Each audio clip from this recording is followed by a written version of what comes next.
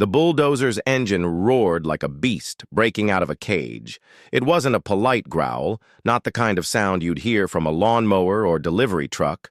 No, this was steel and diesel announcing itself, shaking windows, rattling, glassware in kitchen cabinets, and making birds scatter from telephone wires in a panicked swarm. The sound alone said one thing: something unstoppable was coming. It was just past 7 in the morning, the hour when most people in Maple Ridge sipped coffee in silence, when sprinklers ticked rhythmically across lawns, when the loudest noise you'd expect was the squeak of a newspaper landing on a porch. But not that Saturday. That Saturday, the ground trembled with the weight of tracks grinding asphalt, and every head turned toward my end of the street. Curtains snapped open. Screen. Doors banged. Neighbors in bathrobes and slippers shuffled out, blinking at the sight.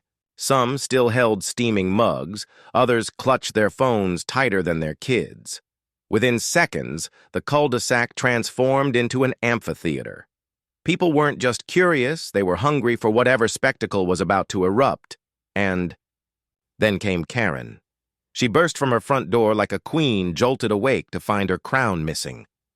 Her silk robe flapped wildly in the breeze. Her messy bun tilted like a collapsing tiara. She stomped barefoot onto her driveway, mascara streaked under her eyes from a night of little sleep. In her right hand, as always, was the clipboard, that cursed symbol of her reign. She waved it in the air like a talisman, like she believed paper and ink could halt steel. "Stop! Stop that machine right now!" she shrieked, her voice cutting sharp through the roar of the bulldozer. Her tone wasn't a request. It wasn't even a demand. It was the tone of someone who had always been obeyed, someone who thought the world itself bent under her words. The driver didn't flinch. His eyes, shaded under a hard hat, locked onto me instead. I stood at the edge of my driveway, coffee, mug warm in my hands, robe tied loose around my waist. I didn't wave, I didn't shout, I simply nodded, the smallest nod a man can give. The bulldozer lowered its blade with a hiss of hydraulics. The sound was like thunder sharpening into a knife. The ground shivered. Karen screamed again, clutching her clipboard tighter, her face twisted in disbelief. She couldn't fathom it, her authority, ignored. Her voice, powerless. You might think this story began with that bulldozer, with that one Saturday morning when steel moved at my command. But that wasn't the beginning. That was only the climax of a war that had started long before. To understand how Maple Ridge, a peaceful suburban block, turned into a stage for demolition, you have to rewind the tape. Not to engines or inspectors, to something smaller, something wooden, something personal. My shed. At first glance, it's just a modest cedar structure tucked neatly behind my house. To anyone else, it might look like a storage space for tools, maybe a lawnmower or holiday decorations. But to me, it was everything. My father built that shed with his own 2 hands decades ago. Every nail, every board carried the weight of his care. On the main beam above the door, he burned his initials with a branding iron. I used to run my fingers over the grooves as a kid, tracing the letters like they were scripture. That shed wasn't just wood. It was memory. It was my inheritance. It was my father's voice telling me to measure twice, cut once. But Karen didn't see legacy. She saw non-compliant structure. The first time she strutted up to it, I thought she was admiring the craftsmanship. Her tape measure snapped out with a metallic zing. She circled the shed like a predator circling prey. "Eaves extend 4.5 inches past allowable," she muttered, jotting notes. "Door, hardware is not matte black as required." She tapped the handle with her pen, frowning as if it had personally offended her. "Paint color unapproved. Structure placement in violation of Section 9. I pointed to the city permit plaque nailed proudly inside the frame. "It's inspected, twice.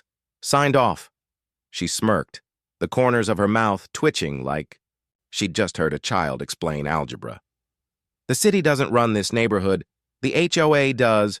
And under HOA standards, this shack, she spat the word like poison, is unlawful. By sunset, 3 violation notices were rubber-banded to my front door. Bright orange, impossible to miss, fluttering in the evening breeze like surrender flags. The next morning, the real ambush arrived. A flatbed truck idled at the curb, diesel puffing like dragon smoke. The driver leaned against the fender, cigarette dangling from his lips, clipboard in hand. "Demolition order," he said casually, as if tearing down memories was just another line item. Signed by HOA president, half paid up front, balance on completion. "Completion?" I asked, voice low, steady. He shrugged. "Yeah. Tear it down, haul it out. Job done." My jaw tightened. "Not today." Karen rolled in right on cue, her ridiculous compliance patrol golf cart humming like a mosquito. She hopped out like she was dismounting a royal carriage, robe flowing, clipboard raised. "Step aside," she barked, her tone the same, one she used when yelling at children for sidewalk chalk. "This will be painless if you cooperate." Her arrogance was a fire I'd been keeping at bay for years. I stepped closer, my voice cold steel. "If your man touches one board of that shed, I call the police. I call the city.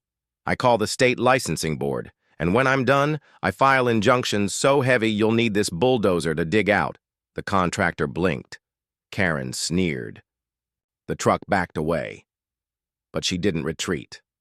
That night, a letter slid under my door like a venomous snake.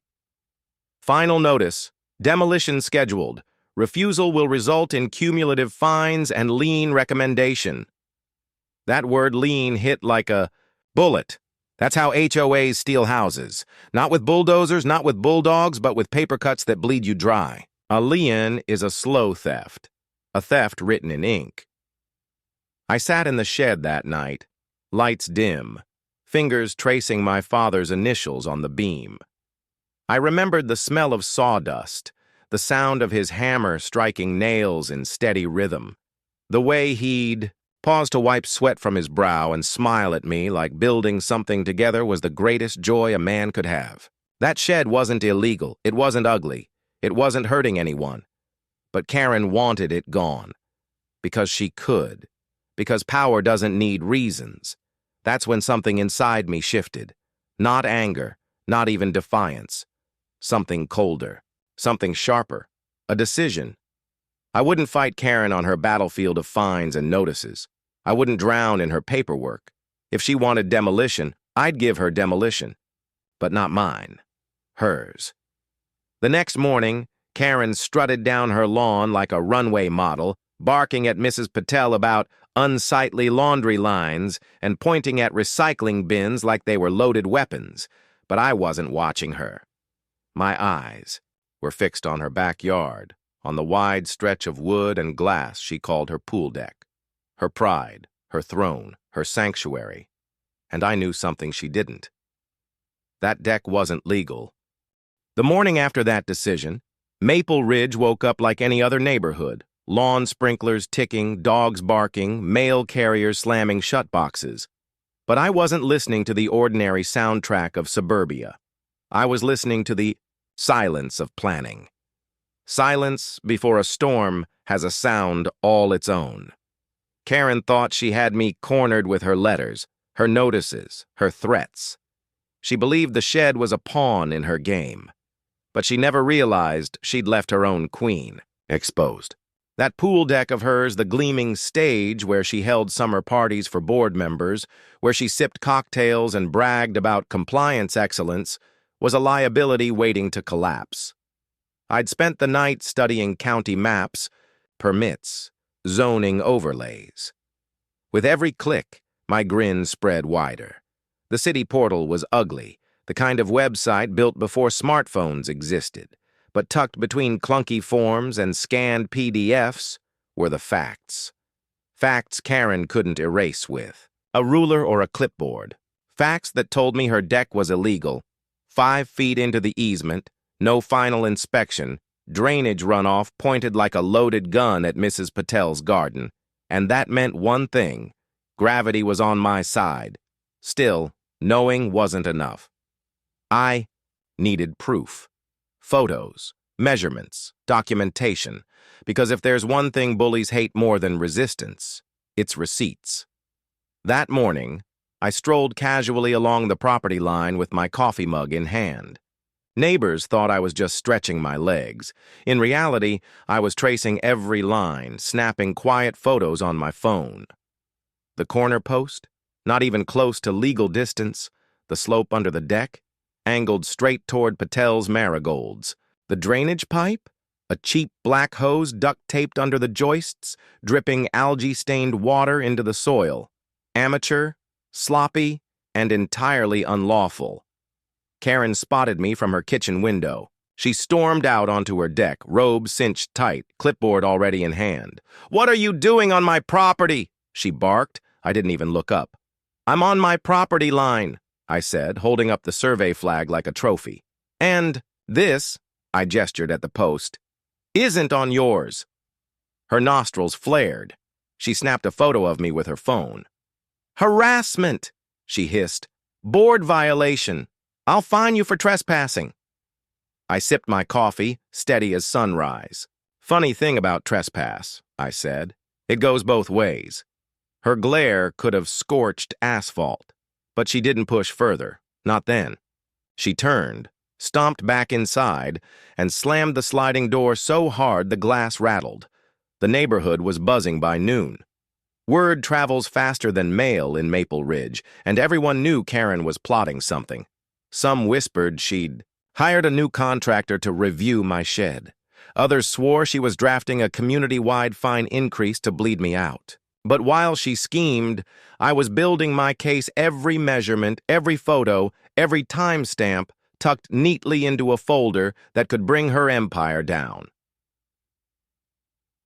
2 days later, the confrontation began. It started small. Karen parked her Lexus directly, across my driveway. Not crooked, not accidental, deliberately sideways, blocking both garage doors like a blockade. A white, gleaming monument to her arrogance. She even left a note tucked under my wiper. "Perhaps this will remind you that no one is above compliance. Trim the roses or next time your car gets booted. HOA President Karen." I nearly spit coffee across her hood. Roses. She wanted me to cut roses. Flowers that had been blooming longer than the HOA had even existed. Flowers I planted for my wife after her first chemo round, because she said roses made her feel alive. Karen saw weeds. I saw survival. And she thought parking her car across my property would make me surrender. By mid-morning, the cul-de-sac had gathered. Some neighbors pretended to walk dogs. Others leaned casually on mailboxes, phones discreetly raised. A couple of teenagers sat on their bikes like sportscasters calling the game. "He's not gonna let that slide," one whispered. "No way." I stepped out, coffee mug in hand, calm as a monk. "Karen," I called, loud enough for the crowd. "Would you mind moving your tank off my driveway?" Her door flew open. Out she marched, designer sunglasses perched on her nose, hair sprayed stiff, clipboard clutched like a judge's gavel. "Excuse me," she snapped. "This is a lawful immobilization of property. You've repeatedly refused to comply with HOA standards. Until you do, your access is revoked." I blinked. Revoked? This wasn't a parking ticket. This was my home, my driveway, my life. "This is my garage," I said evenly. "My property." She smirked, lips curling into the villain's smile. "You signed the covenant when you moved in. The HOA has the right to enforce compliance measures," the crowd murmured. Neighbors bit their lips, some to hide laughter, others to stifle outrage. She wasn't joking. She really believed she was judge, jury, sheriff, and executioner of Maple Ridge. I set my coffee gently on the hood of her Lexus. She gasped like glass shattering. "Move it," I said softly, "or I'll have it towed." She laughed, low and dangerous. "Go ahead. They're under contract with us. They won't touch my car." Then she turned, heels clicking, and strutted back inside, leaving her SUV sprawled like a throne across my property. The neighbors buzzed like bees. "He's done for," one muttered. "She's gone too far," another whispered. Phones kept recording. Every second was documented, immortalized, waiting to explode online. And I knew then, this wasn't about roses or sheds or bylaws. This was about power. Karen wanted to prove she could humiliate anyone who defied her in broad daylight in front of an audience. But she underestimated me. For 3 days, her Lexus sat there like a trophy, gleaming in the sun. Neighbors treated it like an attraction. Kids circled on bikes, laughing. Joggers stopped to snap photos. One guy even set up a lawn chair across the street, narrating updates like a sportscaster. Day 2, blockade still holding strong. Day 3, Karen spotted in victory hat. Karen basked in the attention. She paraded around in oversized sun hats and pink tracksuits, waving to neighbors like she was hosting a festival. "That's what happens when you don't follow rules," she announced loudly, voice dripping with smugness. She thought she'd won. But the higher you climb, the harder you fall. On the 3rd evening, I stood on my porch with bourbon in hand, staring at her Lexus gleaming under the streetlight. That's when the idea struck me, not petty, not small, but poetic. Bigger than fines, bigger than roses. Something unforgettable. I flipped through old contacts until I found the name, Rodney Roeder Alvarez. Old friend from my contracting days. Now he ran a helicopter heavy lift service out by the industrial yards, the kind of choppers that could pluck shipping containers like toys. I called. "Roeder," I said. "You still in the lifting business?" He laughed. "You know it. What do you need moved?" "A car," I said. Silence, then laughter. "My birds carry steel beams, not Toyotas." "It's not a Toyota," I said. "It's a Lexus, parked illegally across my driveway." His laughter cut off. "Illegally?" "Got photos, got witnesses. Got everything I need. Question is, can you lift it without scratching the paint?" I swear I heard him grin through the phone. "Send me the address." And just like that, the plan was set. But I wasn't reckless.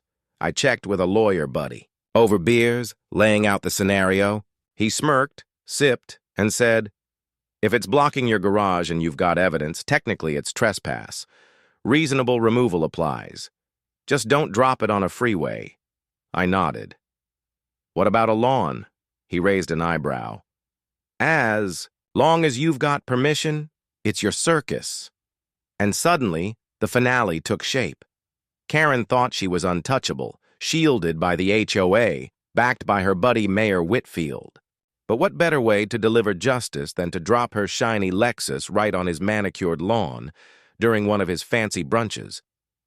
Let her humiliation be shared with the man who enabled her. Let the whole city see what happens when bullies overreach. For the next 3 nights, I planned. Maps, photos, schedules. Rodney's team prepped industrial-grade chains, tested hooks, rehearsed lifts on paper. Everything had to be flawless. By Friday night, my heart thudded like the Bulldozer's idol. Tomorrow, the whole neighborhood would witness it. Tomorrow, Karen would face a reckoning no clipboard could erase. And tomorrow, Maple Ridge would never be the same. Saturday mornings in Maple Ridge usually smelled like fresh-cut grass and bacon grease drifting from open windows. Kids pedaled bikes in pajamas. Dads wrestled with lawn mowers. Moms waved from porches with mugs in hand. But this Saturday, the air was heavy, expectant, electric, like the town itself had bought tickets for the greatest show on earth. I played my part perfectly. Coffee in hand, robe tied loose, I stepped onto my porch like any ordinary suburban dad starting his weekend. Neighbors glanced at me, some pretending they weren't watching, others bold enough to give little waves. I waved back casually, masking the adrenaline pounding through my veins. Across the street, Karen was already outside, her oversized sun hat casting a ridiculous shadow across her pink tracksuit. She sipped something green from a mason jar. Probably. one of her detox smoothies that looked more like swamp water. Her sunglasses gleamed, her smirk wider than ever. She thought the Lexus blockade had broken me. She thought today would be another morning of victory. "Morning," she called, voice dripping smugness. "Morning," I replied evenly. "Guess I'll just mow around your car today." She laughed, sharp and brittle. "See? Compliance doesn't have to be painful, if only she knew." Inside my house, every detail was already in motion. Rodney had texted at 6:30 sharp. Bird warmed up. At a 9, ow. Weather's clear. We're good to fly. I glanced at my watch. 8:52. Perfect. Neighbors gathered slowly, like birds on a wire sensing a storm. Jenkins shuffled out with his cane and lawn chair, plopping it down at the curb like he was front row at a concert. A couple of teenagers wheeled their bikes closer, whispering bets. Moms tugged kids by the hands but didn't pull them away. They wanted to see this too. Phones rose discreetly at first, then boldly, lenses tilted toward Karen's driveway where her Lexus gleamed in the morning sun like a trophy. Karen strutted around it, patting the hood lovingly, basking in her audience. "Order," she declared, loudly to no one in particular, "is the foundation of community. Without rules, we'd have chaos." Chaos was exactly what was about to arrive. At 8:58, the first faint thump, thump, thump echoed from beyond the tree line. Heads turned. Dogs barked. Karen frowned, lowering her sunglasses to squint. "What on earth?" The sound grew louder, deeper, more insistent, until it wasn't just noise, it was pressure in the chest, vibration in the bones. A shadow swept across the rooftops, and then it appeared. A heavy-lift helicopter, matte black and gleaming, thundered into view. Its blades chewed the air, bending trees, flattening grass. The downdraft whipped papers from porches, sent hats flying, rattled. Every window on the block. The crowd gasped as one. Karen's smoothie slipped from her hand, shattering green across the pavement. "This is a residential neighborhood!" she shrieked, robe flapping like a flag in the gale. "Who allowed this?" The chopper lowered, hovering directly above her Lexus. The roar was deafening. People clutched their hair, their phones, their children. Jenkins leaned forward in his chair, eyes gleaming. "Oh, it's happening," he shouted over the wind. "It's really happening." Karen staggered forward, screaming at the sky. "Stop! That's my car! You can't do this! I forbid it!" Her words were swallowed by the thunder of rotors. And then Rodney's crew descended like commandos, rappelling from the belly of the beast. Harnessed men in black helmets and neon vests landed with precision, chains clinking at their belts. In seconds, they swarmed the Lexus, moving with mechanical efficiency, industrial-grade hooks clamped onto the axles. Chains snaked under the chassis, tightened, double-checked. One man flashed a hand signal, another tugged twice to test the tension.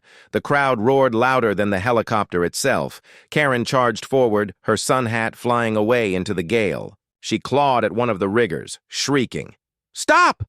That's mine! I'm the HOA president! I order you to stop!"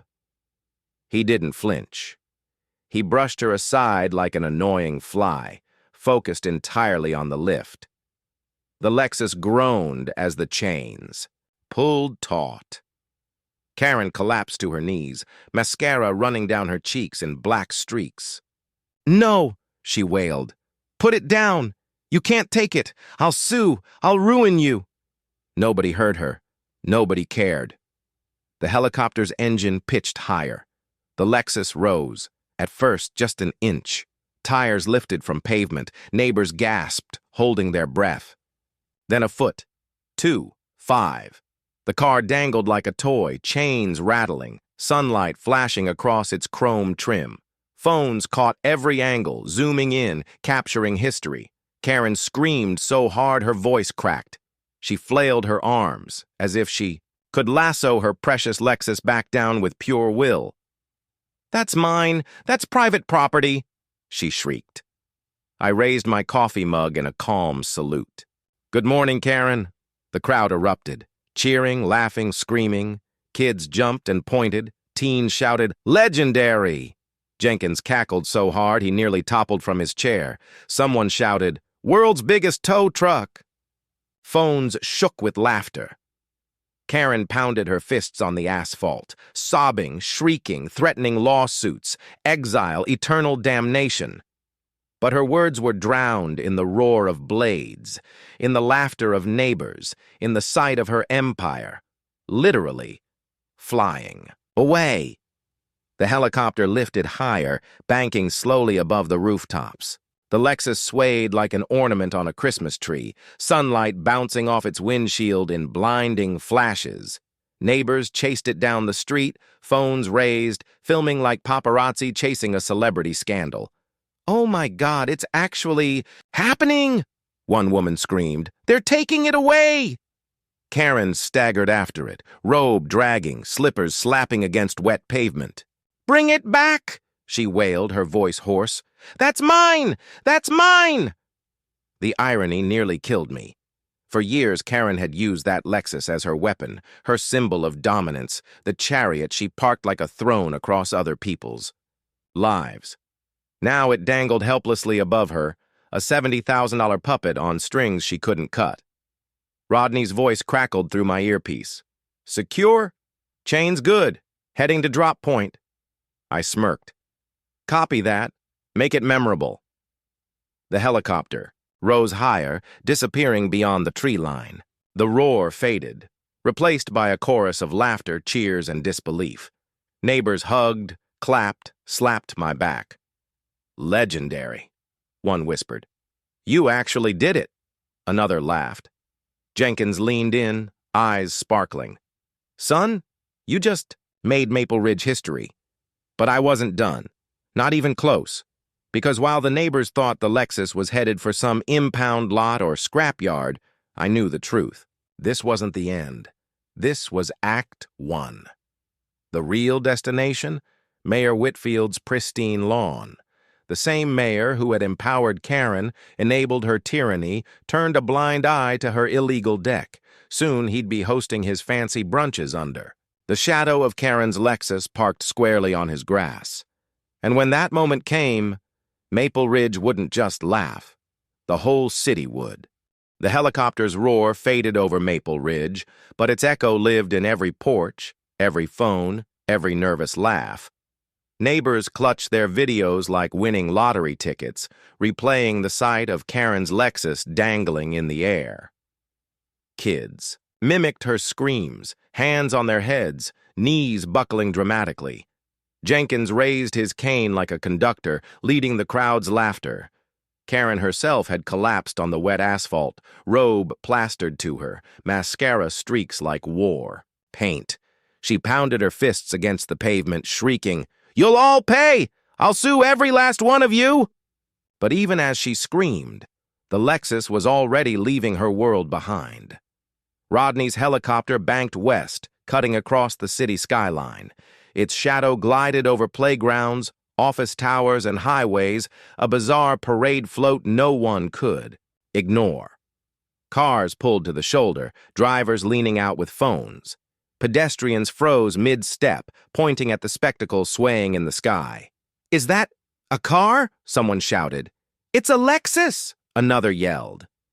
Within minutes, hashtags like Flying Karen Car and Airborne HOA flooded social feeds.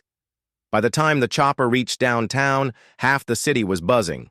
Office workers crowded windows, joggers stopped in parks, phones raised, even construction. Crews paused mid-hammer, pointing with disbelief. "I've lifted steel beams for 20 years, one muttered, shaking his head. "Never seen someone airlift entitlement." Inside the cockpit, Rodney grinned, adjusting the controls with the ease of a man born to defy gravity. "She's riding smoother than a shipping crate," he said into the mic. The crewmen in the back double-checked the chains, thumbs up. The Lexus dangled steady, gleaming in the sun, the ultimate billboard of humiliation. At that exact moment, Across town, Mayor Douglas Whitfield was hosting his Saturday brunch.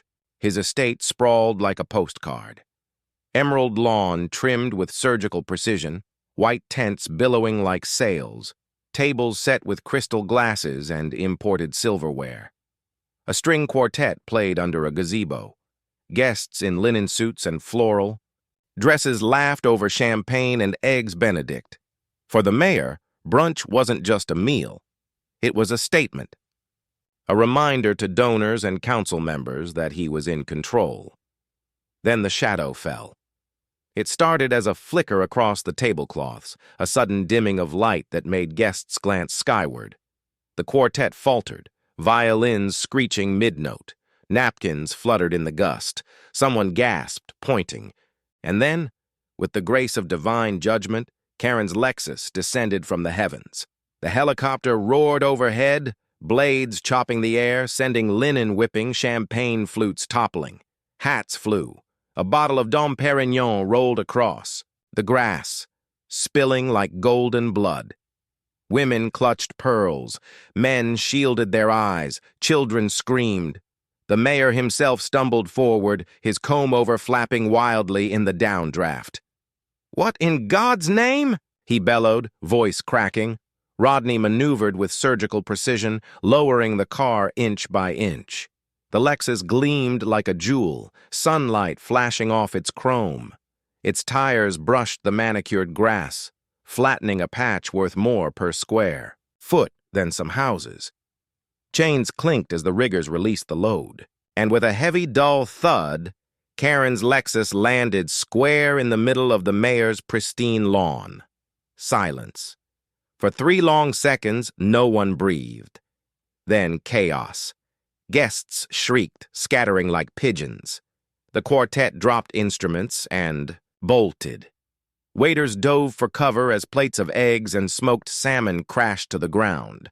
Councilman Harris tripped over a chair, falling face first into a champagne fountain. A woman in a sun hat screamed, "It's terrorism!" Another clutched her pearls and fainted. Phones whipped out in every direction. The mayor's face turned the color of raw meat.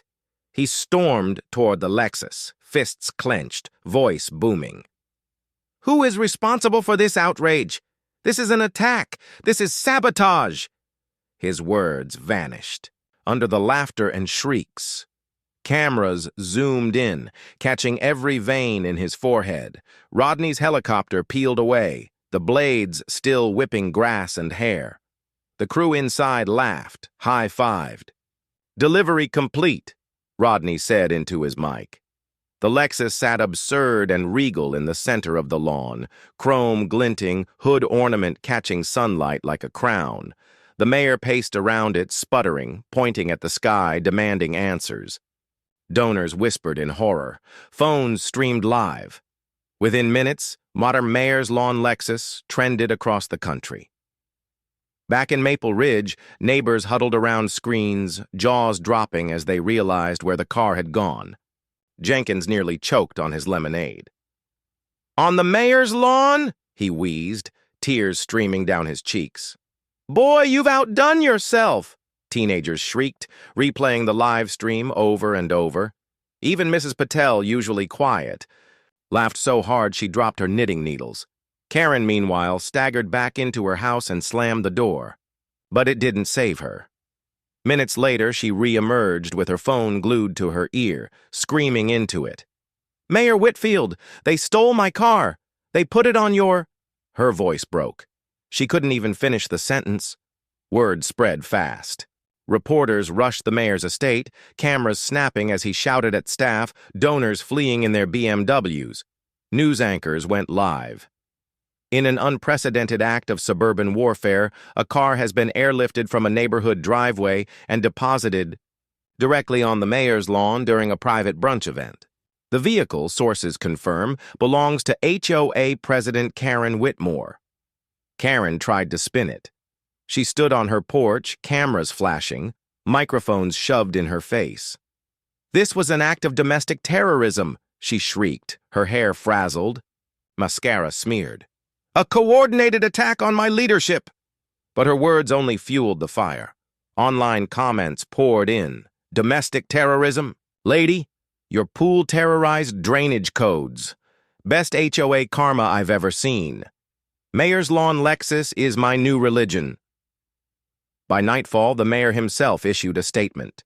His jaw was tight, his tone clipped. This reckless act has caused significant property damage. The city will pursue all legal avenues. But he didn't stop there. His next words hit Karen harder than the bulldozer ever could. The homeowner association involved has a history of overreach. Effective immediately, my office is suspending cooperation with President Karen Whitmore pending investigation. Karen froze on her porch, microphone still in her face. For once, she had no words. That silence, captured on 20 different cameras, was replayed millions of times. Memes spread like wildfire. Karen's stunned face captioned with, "When the mayor drops you." TikToks remixed her scream with helicopter footage, adding beats until it became a viral dance challenge.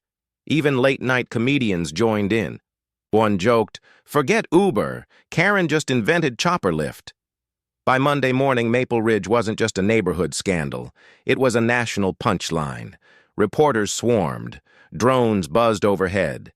Karen's every move was recorded, mocked, dissected. Neighbors who once trembled at her clipboard now smirked openly, waving sarcastic salutes as she passed. Kids rode their bikes chanting, "Mayor's lawn Lexus," like it was a nursery rhyme. And me? I sat on my porch, sipping bourbon this time instead of coffee, watching the circus unfold. I didn't need to say a word. The world was saying it, for me. But deep down, I knew this wasn't the end. Karen wasn't the type to surrender. She'd claw, scream, and fight until the last shred of her power was gone. The bulldozer had broken her deck. The helicopter had stolen her Lexus. The mayor had stripped her crown. But the final collapse, the moment when even she realized it was over, that was still to come. And oh, when it came, it would be glorious. Monday night, the HOA clubhouse looked less like a boardroom and more like a courtroom. Fluorescent lights buzzed overhead, folding chairs scraped against tile floors, and the air was thick with the scent of tension and cheap coffee. Karen stormed in first, her heels cracking like gunfire on the linoleum. She wore her armor, a stiff navy blazer, her hair lacquered into submission, lipstick painted too bright, clipboard clutched like a sword. To the casual eye, she looked composed. But if you studied her close, really close, you'd see it. The twitch in her jaw, the way her fingers gripped the pen so tight it might snap. The desperation of a queen whose kingdom was already crumbling. I sat quietly in the back, arms folded, watching. Neighbors filled every seat, leaning forward, whispering, phones recording. They weren't afraid anymore. They were hungry. For justice, for closure, for the moment Karen's crown finally hit the floor. The meeting opened with formality, as always. "Call to order," droned one board member. But Karen cut in immediately. "We must restore order," she barked, slamming. Her clipboard down so hard the sound cracked like a gavel.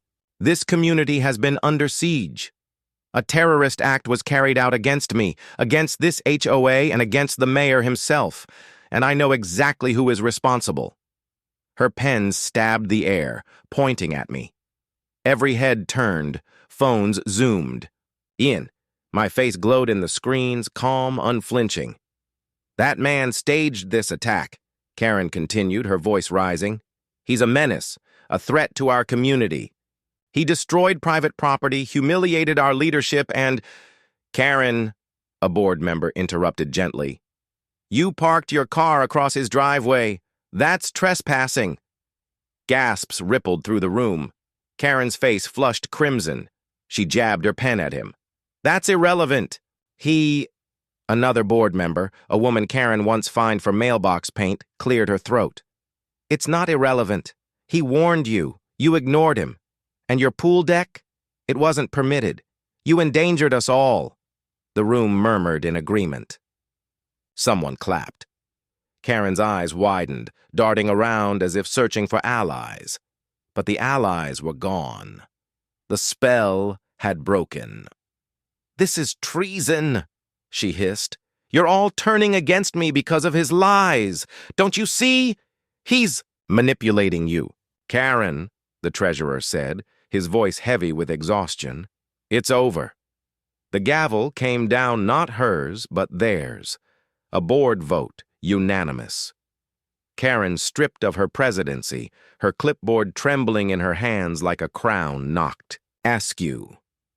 For a moment, she just stood there, frozen, as if her brain couldn't process the betrayal. Then she snapped, "You can't do this! I am the HOA! I built this community!" She screamed, spittle flying, but nobody rose to defend her. Nobody even looked away in shame. They just stared, recording, documenting her downfall in pixels. When she realized it, really realized it, her scream shifted. Less anger, more desperation. "Fine," she shrieked. "I don't need you. I'll sue. I'll take this to the mayor." And that was the cruelest cut of all, because by then, the mayor had already turned his back. That Tuesday, City Hall released its findings. Unauthorized construction, code violations, drainage hazards, thousands in fines. And the kicker? Trespassing. Charges for parking her Lexus across my driveway, documented in living color by half the neighborhood. News anchors broadcast the report live. Side-by-side photos filled screens, Karen shrieking in her bathrobe as water gushed from her pool. Karen screaming at inspectors with her clipboard, Karen's Lexus dangling from a helicopter above the skyline. The anchors smirked. "This may be the most dramatic HOA meltdown in county history," one said. Karen's lawyer tried to spin it, tried to paint her as the victim of an orchestrated character assassination. But videos don't lie. And the internet? It never forgets. By Wednesday, Karen was the butt of every joke. TikTok teens reenacted her screams with bathrobes and hair curlers. Twitter flooded with memes captioned, "Rules are rules," under images of collapsing decks. Even Good Morning America ran a segment titled, "The HOA Queen Who Fell from the Sky," and for once the laughter wasn't cruel. It was cathartic. Neighbors who had spent years under her tyranny finally exhaled. You could feel it in the air, lighter, freer. People smiled when they walked dogs. Kids rode bikes without fear of a clipboard citation. Even the roses in my yard seemed to bloom brighter. Karen, though, was a ghost of herself. She slunk around the neighborhood, sunglasses, hiding her face head down, phone clutched like a lifeline. She muttered about unfair treatment, conspiracies, betrayal, but nobody listened. Nobody cared. By Friday, a moving truck pulled up in front of her house. Neighbors stood on their lawns, watching as boxes were loaded, furniture hauled, curtains yanked from rods. Some waved sarcastically, others just shook their heads. No one was sad, not one. When the truck finally pulled away, a cheer rose, soft, relieved, like the air itself was celebrating. Maple Ridge was free. That night I sat on my porch, bourbon glass in hand, watching the sunset bleed across the cul-de-sac. Jenkins shuffled over, lowering himself into the chair beside me. He looked out at the street, his eyes twinkling. "Never thought I'd see the day," he said, voice raspy but sure. "Karen taken down by a helicopter." I chuckled, sipping. "Slow." "Sometimes you've got to fight fire with fire," I said. "Or in this case, ego with altitude." He clinked his glass against mine. "Legendary. But here's the truth. As sweet as the victory was, it was never just about humiliating Karen. It was about balance, about dignity, about proving that bullies, no matter how loud, can't hold power forever. They thrive in silence, in fear, in compliance. And when you shine a light, when you stand up, they crumble. Karen never apologized. She sold her Lexus within a month, probably couldn't stand the sight of it after the memes. And by the end of the year, she sold her house too. The day the moving truck disappeared, birdsong filled the street louder than ever. And me? I kept the shed. My father's initials still burn into the beam. The roses still bloom. And when I sit on my porch, neighbors wave, not in fear, but in friendship. So if you take anything from this story, take this. Bullies count on your silence. They mistake politeness for weakness, rules for chains. But the moment you push back, the illusion shatters. Sometimes the best revenge isn't quiet. Sometimes it's loud enough to shake a whole neighborhood. Sometimes it even flies. So tell me, what's the worst HOA or neighborhood nightmare you've ever seen? Drop it in the comments below. And if you enjoyed this story, hit subscribe.